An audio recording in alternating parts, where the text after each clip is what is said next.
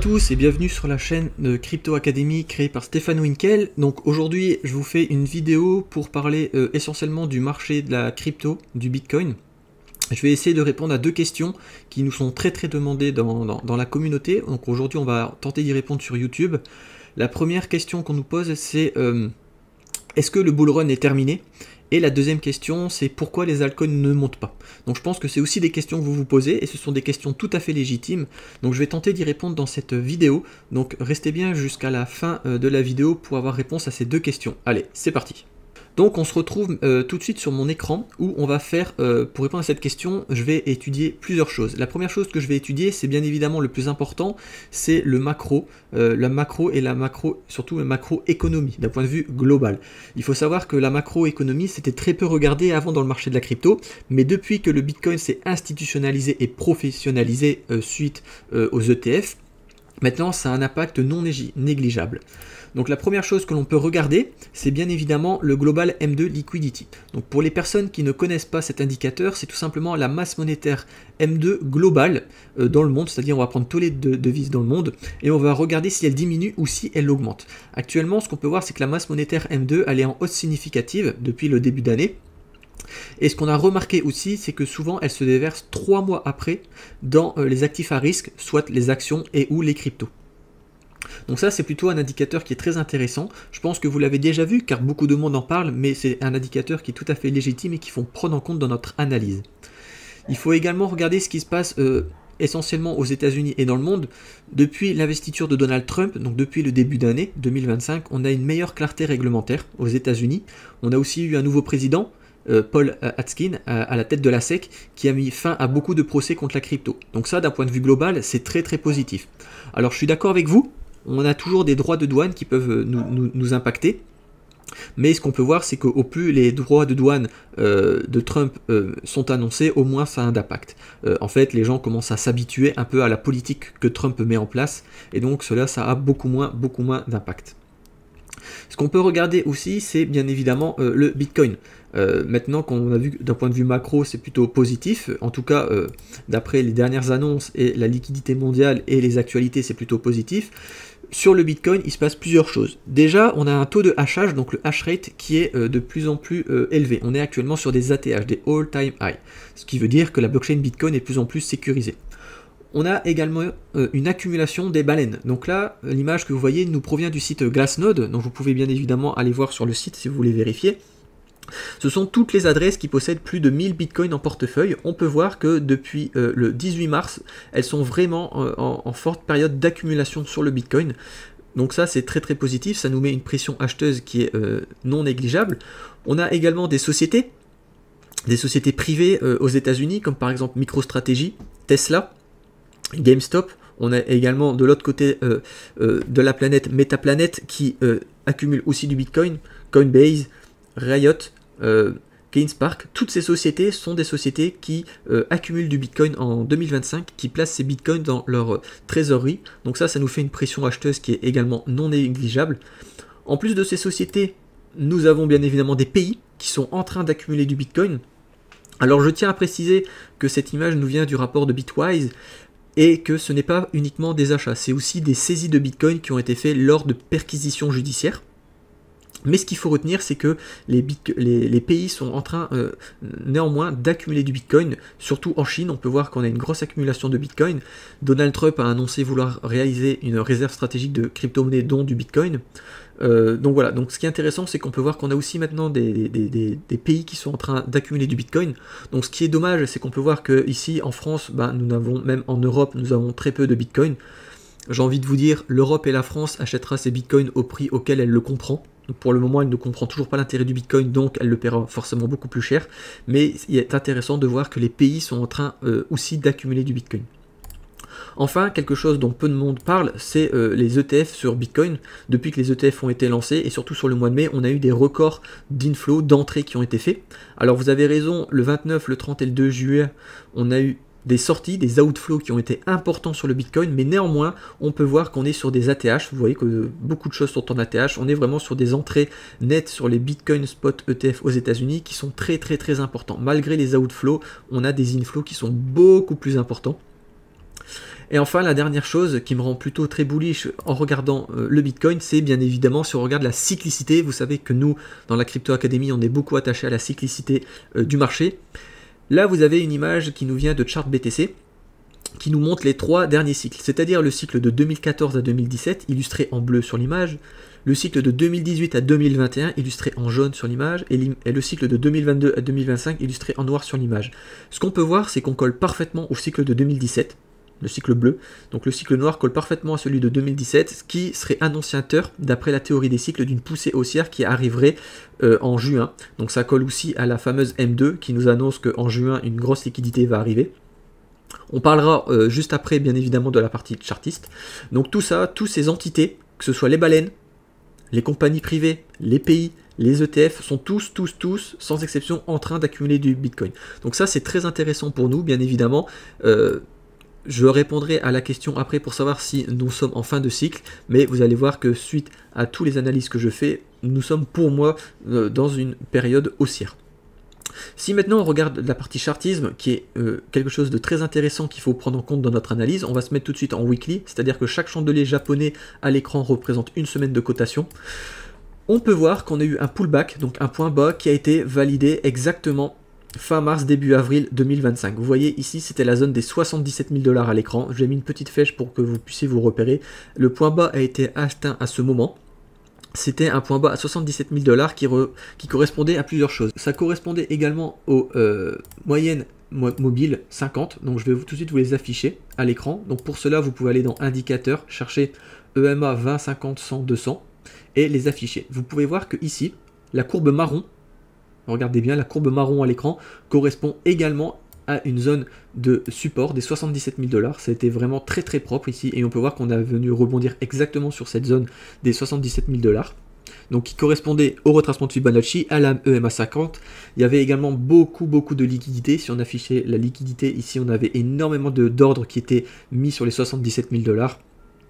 Et bien évidemment, on avait une zone de rebond du RSI. Le RSI nous indiquait aussi clairement que c'était une zone de rebond.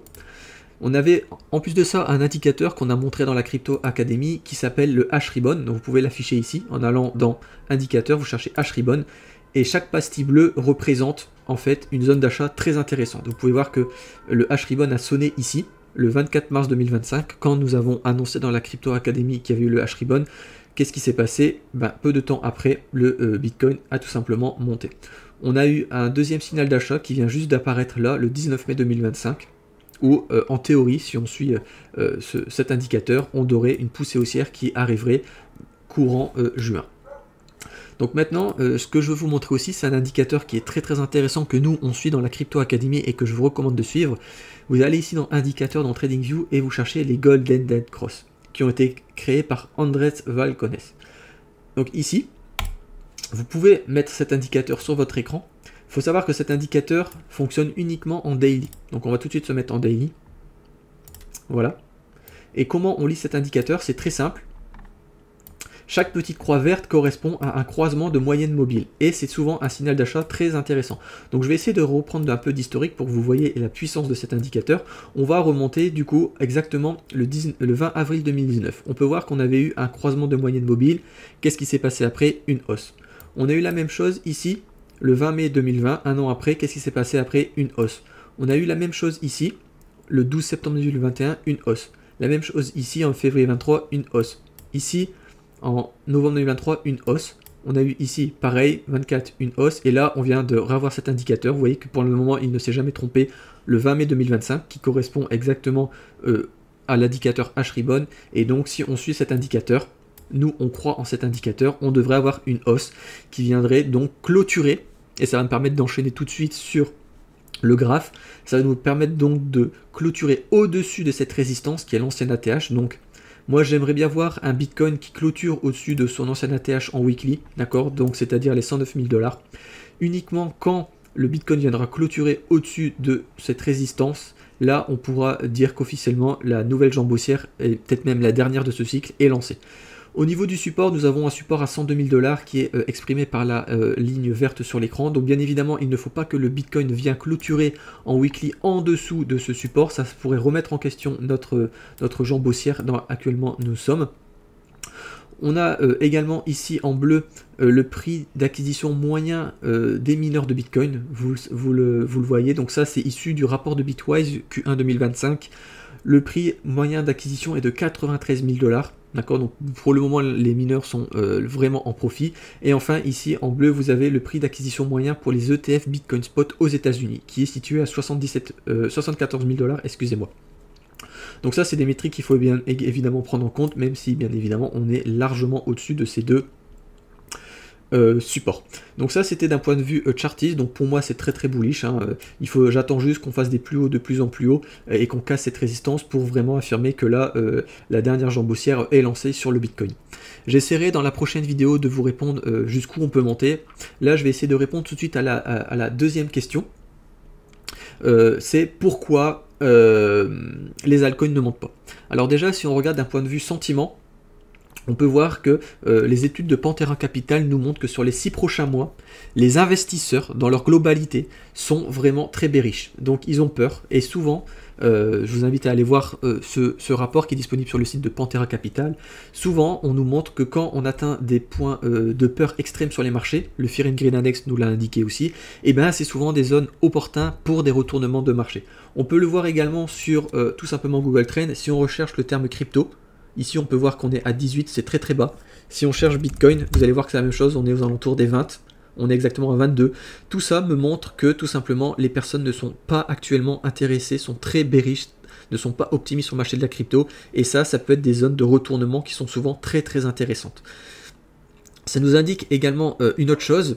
On a compris dans une peur extrême sur les marchés actuellement, bien que le Bitcoin est sur des plus hauts. Mais la deuxième question auquel je vais essayer de répondre, c'est pourquoi les alts ne montent pas. Donc c'est très simple, les alts ne montent pas tout simplement parce que la liquidité que vous voyez ici dans les ETF, des pays, des sociétés, des baleines, tout simplement toute cette liquidité va entièrement dans le Bitcoin actuellement. Elle ne va pas dans les altcoins. C'est ce qui fait que le Bitcoin est en train de faire son cycle tout seul, je pense que vous l'avez compris. Actuellement, toute la liquidité va uniquement dans le Bitcoin et ne va pas dans les altcoins.